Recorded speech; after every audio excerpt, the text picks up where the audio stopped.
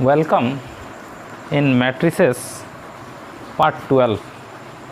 In this part, let us solve a system of linear equation by matrix method. In the previous part 11, we discussed the process, or you can say theory, how to solve a system of linear equation. So in this part, let us solve an example. So first of all, here I have taken a question: solve the system of equation by matrix method. This is a system of equation, 3 variable, 3 equation. So it is a system of equation. You have to solve, means you have to find the value of x, y and z. Here right side 8, 5, 7 means not 0. So it is a system of non-homogeneous equation. ये system of non homogeneous equation, और अगर ये 0, 0, 0 रहता तो उसको बोलते हैं system of homogeneous equation. तो first of all we are solving a system of non homogeneous equation and then we go for an example of homogeneous equation. Okay, so let us see how to solve. This is system of equation given for you. Okay, so first of all we write let A its coefficient matrix 1, 2, 5, 1, 2, 5, 3, 1, 1, 4, 2, 1. This is called your coefficient matrix. Okay, and we take x as x, y, z and b, that's 8, 5, 7. ये आपका b. Therefore the system of equation is written as, ये जो पूरा system of equation दिया हुआ है उसको matrix form में हम लोग लिख सकते हैं ax इक्वल टू b. ज़रा देखिए ax, ये दोनों को अगर मल्टीप्लाई कीजिएगा तो क्या आएगा, 1x plus 3y plus 4z equal to b लिखेंगे तो वो मैट्रिक्स रहेगा इक्वल टू 8 हो जाएगा. फिर 2x प्लस 1y, ये 1y प्लस 2z ये आ जाएगा इक्वल टू 5. फिर ये 5x plus 1y plus 1z equal to 7. तो ये ax कीजिएगा आपका ये आ जाएगा लेफ्ट हैंड साइड, और इक्वल टू b कीजिएगा ये आपका हो जाएगा right hand side. So given equation can be written as ax equal to b in matrix form. ये मैट्रिक्स फॉर्म में लिख ली. अब इसका सोल्यूशन निकालना. तो इसका सोल्यूशन निकालने के लिए सबसे पहले काम आपको निकालना पड़ता है डिटर्मिनेंट वैल्यू ऑफ a. ये जो मैट्रिक्स है ना, इसका डिटर्मिनेंट वैल्यू आपको निकालना होगा. ये मैट्रिक्स क्या है, 1, 3, 4, 2, 1, 2, 5, 1, 1. You have to find its value first. या तो आप इसको सिंप्लीफाई करके छोटा करके निकालिए, या जैसे निकालिए आपको निकालना है.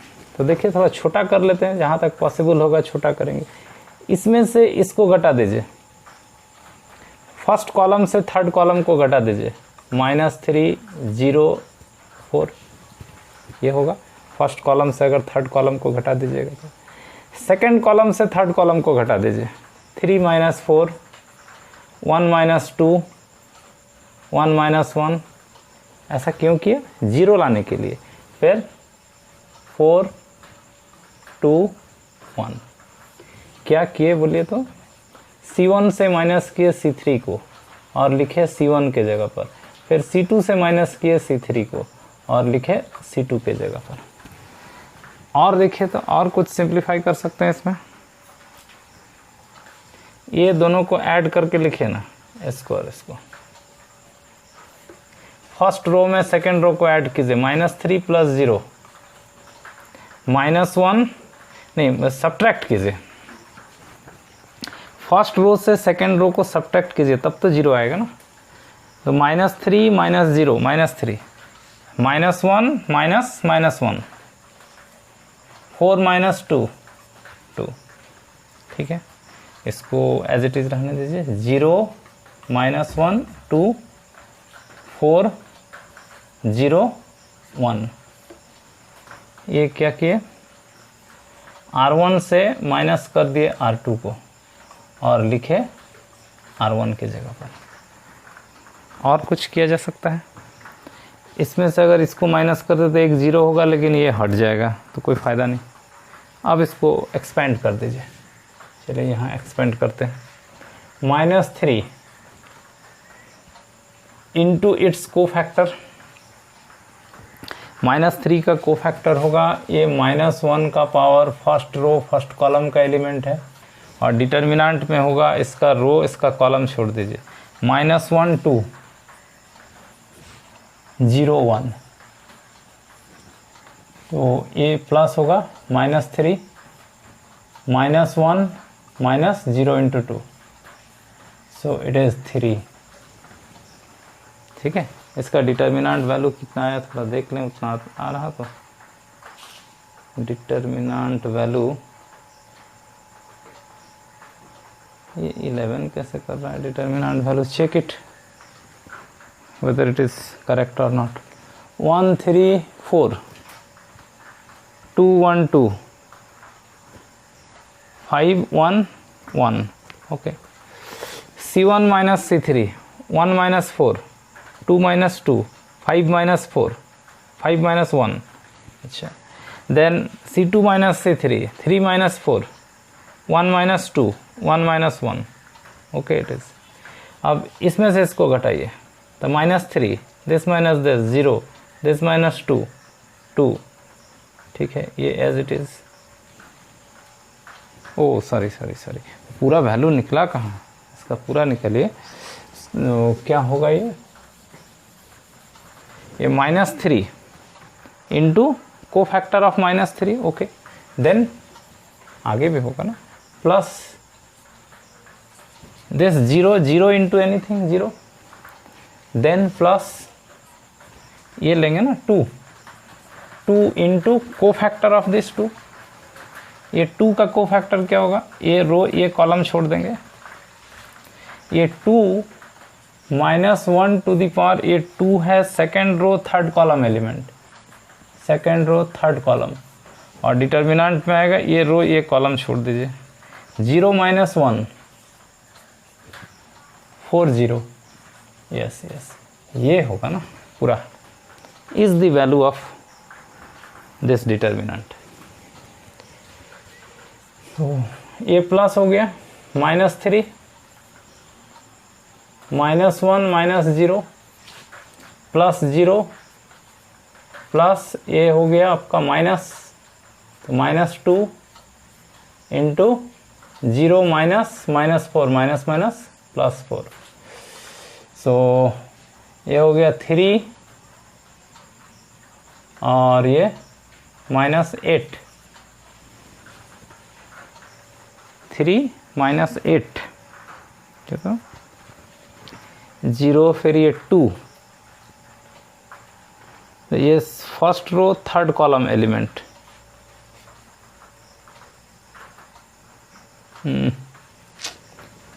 ये 2 है ना, 2 का cofactor, 2 is first row third column element, ये first row third column element, ठीक है। तो first row third column element then -1 to the power 4 plus होगा, ये प्लस रहेगा और ये 0 -4 माइनस प्लस, ओके। तो दिस विल बी 8 + 8, तो 8 3 11 इतना था, हाँ yes 11 will come its determinant value. तो first of all we calculate its determinant value, then this determinant value is obviously not equal to 0, so there will be a unique solution। when determinant a not equal to 0, then the unique solution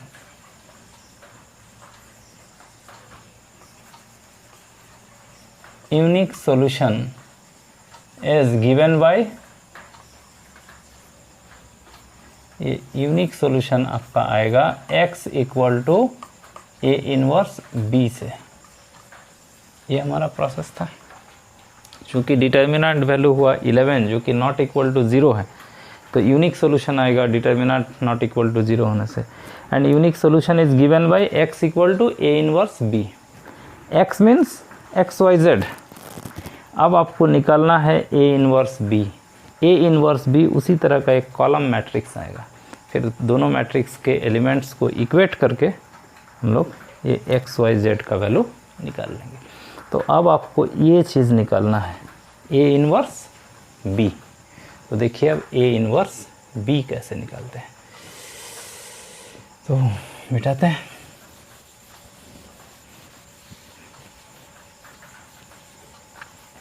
ए को देखना पड़ेगा तो इसको रहने दीजिए।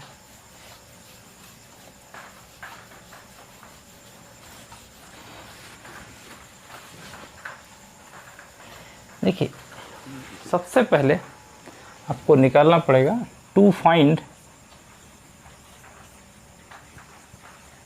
ए inverse. A inverse निकालिए आप, चाहे जो प्रोसेस सीखे हैं उससे। तो ए इनवर्स कैसे निकालते हैं? हर एक एलिमेंट्स का कोफैक्टर का मैट्रिक्स लेंगे, उसका ट्रांसपोज लेंगे, तो that will be adjoint of A. Adjoint of A divided by determinant A will gives you inverse of A. तो first of all find adjoint and then inverse। तो सबसे पहले सबका कोफैक्टर चाहिए आपको। इस तरह से कोफैक्टर एक एक करके निकालना पड़ेगा। जैसे ये 1 का कोफैक्टर, ये फर्स्ट रो फर्स्ट कॉलम का एलिमेंट है। फिर इसका रो इसका कॉलम छोड़ दीजिए, 1 2 1 1 1 1। तो ये प्लस होगा 1 into 1 minus 1 into 2 minus 1। This is को फैक्टर ऑफ दिस 1। उसी तरह से आप निकालिएगा को फैक्टर ऑफ 3। ये जो 3 है इसका को फैक्टर, ये -1 का पावर 3 है फर्स्ट रो सेकंड कॉलम, तो ऊपर में हो जाएगा 1 + 2। डिटर्मिनेंट ये 3 का रो 3 का कॉलम छोड़ दीजिएगा, 2 2 5 1 1 इस तरह से। तो ये -1 का पावर 3 माइनस हो जाएगा, 2 इंटू 1 माइनस 5 इंटू 2 10। तो ये होगा -8 माइनस माइनस +8। तो इस तरह से सबका आपको कोफैक्टर निकालना पड़ेगा। ये काम आप धीरे धीरे कीजिएगा, ठीक है। जैसे हम 1 का कोफैक्टर निकाले, 3 का कोफैक्टर निकाले, वैसे 4 का निकालिएगा, 2 का 1 का 2 का 5 का 1 का 1 का, एक एक करके सबका कोफैक्टर आप निकालिएगा। कोफैक्टर निकालने के बाद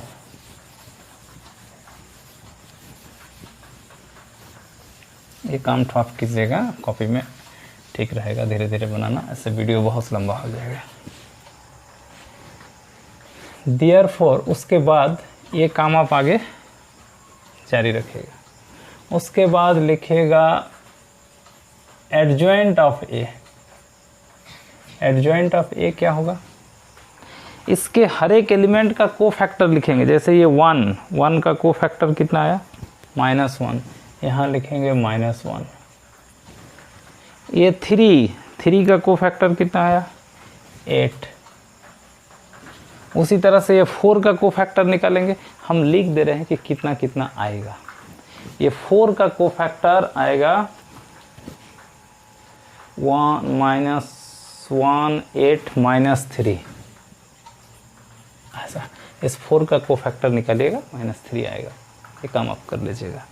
फिर 1 का 2 का कोफैक्टर निकालिएगा और ये आएगा 1 -19 14। 1 -19 14। फिर ये 5 1 और 1 का कोफैक्टर निकालिएगा वो आएगा आपका 2 6 माइनस 5, 2 6 माइनस 5। इस तरह से सभी एलिमेंट्स का को फैक्टर निकाल के आप बैठा दीजिएगा और इसका ट्रांसपोज लीजिएगा, तो वो आपको देगा एडजॉइंट ए। ये काम कर सकेगा, कीजिएगा। इतना इतना इतना वैल्यू आना चाहिए, देखिएगा प्लस माइनस ठीक से हो, आ जाएगा। तो इसका जब एडजॉइंट लीजिएगा तो ये फर्स्ट रो आ जाएगा फर्स्ट कॉलम में, ये सेकंड रो आ जाएगा सेकंड कॉलम में, और ये थर्ड रो आ जाएगा आपका थर्ड कॉलम में। ये होगा आपका एडजॉइंट ए। एडजॉइंट जानते हैं कैसे निकालते हैं? देयरफॉर आप लिखिएगा ए इनवर्स। ए इनवर्स होता है adjoint A by determinant A. This gives you adjoint A by determinant A. ये होगा आपका ए इनवर्स। तो ए इनवर्स लिखते हैं, इसको मिटाते हैं।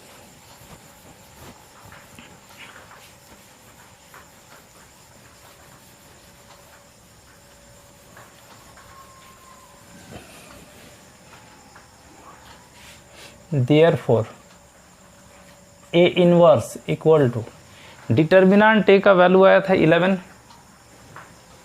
तो ये हो जाएगा 1/11, और एडजॉइंट ए ये है -1 1 2 8 -19 6 -3 14 -5। ये हो गया आपका ए इनवर्स। ठीक है, ये 11 सभी एलिमेंट में डिवाइड होगा। अभी डिवाइड मत कीजिए, क्योंकि आपको ए इनवर्स बी निकालना है, तो अभी डिवाइड कर दीजिएगा तो सब फ्रैक्शन में आ जाएगा, फिर बी से मल्टीप्लाई करने में आपको डिफ़िकल्ट होगा। ये हमेशा याद रखिएगा हर एक सवाल में। ये 11 से अभी डिवाइड नहीं करेंगे, डिवाइड होगा लास्ट में डिवाइड करेंगे। Now we find this A inverse B, क्योंकि सॉल्यूशन में था ना, solution is x equal to A inverse B, तो ए इनवर्स बी निकालेंगे। तो ए इनवर्स इज 1/11 -1 8 -3 1 -19 +14 2 6 -5। ये है आपका ए इनवर्स। और बी क्या था? शुरू में जो बी मैट्रिक्स लिखे थे हम लिख देते हैं यहाँ से। बी था 8 5 7, 8 5 7, ये था बी। देख लीजिए आप, ये उधर का है। ठीक है, अब देखिए, अगर आप 11 से डिवाइड कर देते सब एलिमेंट को, तो उसके बाद मल्टीप्लाई करना प्रॉब्लम होता है, इसलिए इसको लास्ट में डिवाइड करेंगे। 11 अभी रहने दीजिए। इसको कैसे मल्टीप्लाई करेंगे? ये 3 क्रॉस 3 का है, ये 3 क्रॉस 1 का है, इसका नंबर ऑफ कॉलम, इसका नंबर ऑफ रो सेम है, सो मल्टीप्लाई तो हो सकता है। और मल्टीप्लाई होके इसका रो आएगा 3 और कॉलम आएगा यहाँ से 1। So this multiplication will gives you a matrix of 3 cross 1। 3 cross 1 माने 3 रो होंगे और एक ही कॉलम होगा ना, 3 नंबर आएगा। What will be first row first column? ये फर्स्ट रो को फर्स्ट कॉलम के साथ आप मल्टीप्लाई कीजिएगा। 1 into 8 plus 1 into 5 plus 2 into 7 14, फिर 8 इंटू 8 64, -19 इंटू 5 माइनस हो जाएगा, एंड 19 इंटू 5 कितना 50 एंड 45 95,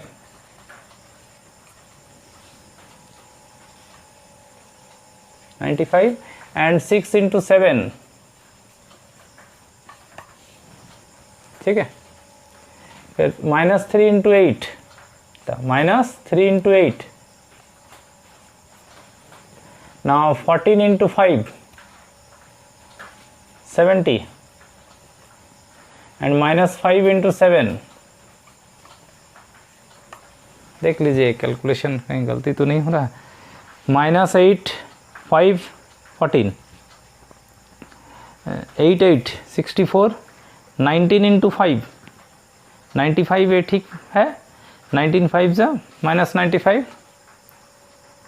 एंड 6 + 7 42 ठीक है। -3 इंटू 8 ठीक है। 14 इंटू 5 ये 14 इंटू 5 प्लस है तो प्लस ही रहेगा। और फिर -5 इंटू द 7 -35 ठीक है। तो इसको 1/11 इसको लिखते हैं। ये -8 + 5 -3 -3 + 14 11 ठीक है। और ये दोनों को ऐड कर लीजिए। 106 हो गया। 64 और ये 42 उसमें से घटा दीजिए आप 95 कितना आएगा 11। ये 106 हुआ ना। 106 - 95 तो 11 ठीक है। और इसको ये 70 और ये हो गया -24 -35 -59 तो ये भी होगा 11। सब 11 ही आएगा। Okay let it come. देख लीजिए तो कहीं गुना भाग गलत नहीं, सब 11 आ रहा है। इसमें देखिए कितना आ रहा है आंसर। हाँ 11 ही आ रहा है ठीक है। स्पेशल है उसमें 11 आता है तो आए, जितना आएगा आएगा, उसमें कोई प्रॉब्लम नहीं। कोई दूसरा नंबर आता तो आता जो आता है ठीक है। कैलकुलेशन तो ये अब सभी को 11 से डिवाइड कर दीजिए। 11/11 1 11/11 1 11/11 1 इतना तो रफ कर लीजिएगा। ये निकल गया A इनवर्स B। अच्छा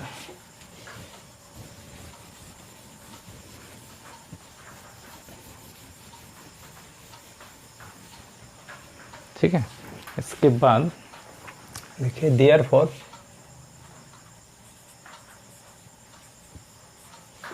solution is given by, solution कैसे निकलता है x = A इनवर्स B, ये होता है solution। System of linear equation का unique solution is given by x = A inverse B। What is x? x means x y z and what is A inverse B? A inverse B is this one 1 1 1 1 1 1. So you will get x = 1, y = 1 and z = 1. These are the solution of the system of equation. After getting the answer you must check whether these answers are correct or not. Check करते हैं। वहाँ से हम data लिख दिए लेकिन कभी कभी बुक में भी आंसर गलत रहता है। पहले चेक करके देखते हैं कि आंसर ठीक है कि नहीं। आपका क्वेश्चन क्या था? Question was x + 3y + 4z = 8। दूसरा इक्वेशन था 2x + y + 2z = 5। और थर्ड इक्वेशन था 5x + y + z और 2x 5x + y + z = 7। ये आपका क्वेश्चन था ना। आप चेक कीजिए कि ये जो सॉल्यूशन आया है ये इस इक्वेशन को सेटिस्फाई करता है कि नहीं। आप कभी भी सॉल्व करते हैं एग्ज़ाम में भी, तो एग्ज़ाम में आंसर लाने के बाद आप चेक कीजिएगा कि आपका आंसर ठीक आया कि नहीं। बैठाइए x की जगह पर 1 बैठाइए। y के जगह पर 1 बैठाइए, z के जगह पर 1 बैठाइए, 4 3 7 1 8, दोनों साइड इक्वल हो गया, यानी कि आंसर ठीक है। इसमें बैठाइए 2, यहाँ y को 1 बैठाइए, z को 1 बैठाइए, यस। थर्ड को भी करेगा 5 6 7, यस। तो in this way by substituting the values of x, y, z in the system of equation, you can check whether your answer is correct or not. So your answer is correct. So in this way we can solve a system of linear equation by matrix method. ठीक है, तो आप देखें कि in order to solve a system of linear equation सबसे पहले क्या किए थे, डिटर्मिनेंट a का वैल्यू निकाले थे। डिटर्मिनेंट a का वैल्यू इसमें 11 आया था, जो कि नॉट इक्वल टू 0 था। अगर डिटर्मिनेंट a का वैल्यू 0 आ जाता तब फिर यूनिक सॉल्यूशन नहीं होता, आइदर नो सॉल्यूशन और इनफाइनाइट सॉल्यूशन। तब हम लोग एडजॉइंट a इंटू बी निकालते हैं। एडजॉइंट a इंटू बी अगर 0 आ जाता तो फिर इनफाइनाइट सॉल्यूशन, और एडजॉइंट a इंटू बी अगर नॉन जीरो आता तब फिर नो सॉल्यूशन। तो उस पर जाते, तो इनफाइनाइट सॉल्यूशन भी कहीं कहीं आ सकता है। इनफाइनाइट सॉल्यूशन का कंडीशन यही था ना, देख लीजिए तो हाँ ठीक था। अगर डिटर्मिनेंट a 0 आ जाता तो हम लोग क्या करते, एडजॉइंट a इंटू बी निकालते। एडजॉइंट a इंटू बी अगर वो भी 0 आता तो फिर इनफाइनाइट सॉल्यूशन होता, और एडजॉइंट a इंटू बी अगर नॉन जीरो आता तो फिर सीधा लिख देते नो सॉल्यूशन। ठीक है, तो मान लीजिए कि डिटर्मिनेंट a 0 आता और एडजॉइंट a इंटू बी भी 0 आता, तो फिर इनफाइनाइट सॉल्यूशन निकालना पड़ता। तो इनफाइनाइट सॉल्यूशन कैसे निकालेंगे, ये एक सबसे इम्पॉर्टेंट चीज़ है। ठीक है, तो एक सवाल बनाएंगे जिसमें इनफाइनाइट सॉल्यूशन निकालेंगे। अच्छा, ये था नॉन होमोजीनियस। होमोजीनियस के केस में या तो ट्रिवियल सॉल्यूशन होगा 0 0 0, या तो फिर इनफाइनाइट सॉल्यूशन होगा। तो होमोजीनियस में एक ऐसा एग्जाम्पल लेंगे जिसमें इनफाइनाइट सॉल्यूशन आता है, और हम लोग इनफाइनाइट सॉल्यूशन निकालेंगे। तो उसमें जैसे इनफाइनाइट सॉल्यूशन निकालेंगे, इसमें भी अगर किसी में वैसा इनफाइनाइट सॉल्यूशन का केस आए तो वैसे ही इनफाइनाइट सॉल्यूशन निकालेंगे। तो इसके बाद पार्ट 12 में देखिएगा, we solve a system of homogeneous equation. तो होमोजीनियस इक्वेशन में भी वही डिटर्मिनेंट a निकालते हैं, और डिटर्मिनेंट a अगर नॉट इक्वल टू 0 तो उस केस में उसमें होता है यूनिक सॉल्यूशन, वही x0 y0 z0। और डिटर्मिनेंट a अगर 0 आ गया तो फिर उसमें होता है इनफाइनाइट सॉल्यूशन। तो वो इनफाइनाइट सॉल्यूशन वाला ही उसमें देखेंगे पार्ट 13 में। तो इस वीडियो में इतना ही। आप इस सवाल को बनाइए, पहले डिटेल से अपने पूरा बना के आंसर लाइए। इसके बाद एक सिमिलर अपने से ले लीजिए एक प्रॉब्लम, और उसका पूरा धीरे धीरे सॉल्व कीजिए और आंसर लाइए। इसमें इतना ही। धन्यवाद।